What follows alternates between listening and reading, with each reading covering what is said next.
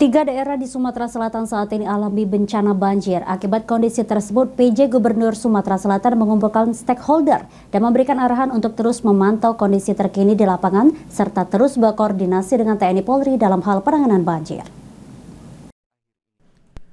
Tiga daerah di Sumatera Selatan saat ini mengalami bencana banjir. Hal ini disebabkan curah hujan belakangan cukup tinggi. Atas hal tersebut, menurut PJ Gubernur Sumatera Selatan, Agus Fatoni mengatakan, dirinya telah mengumpulkan seluruh Forkopimda dan instansi terkait untuk menggelar rapat dalam penanganan banjir. Menurut Agus Fatoni, ada arahan yang harus ditindaklanjuti masing-masing stakeholder, yaitu agar terus memantau kondisi terkini lapangan dan memberikan informasi peringatan curah hujan tinggi muka air. Lalu selalu meningkatkan koordinasi dengan TNI Polri dan seluruh stakeholder dalam upaya penanganan banjir, serta memberikan himbauan agar senantiasa mengawasi aktivitas warga dan juga anak-anak di lokasi terdampak banjir. Mengantisipasi banjir dan longsor perlu dilakukan.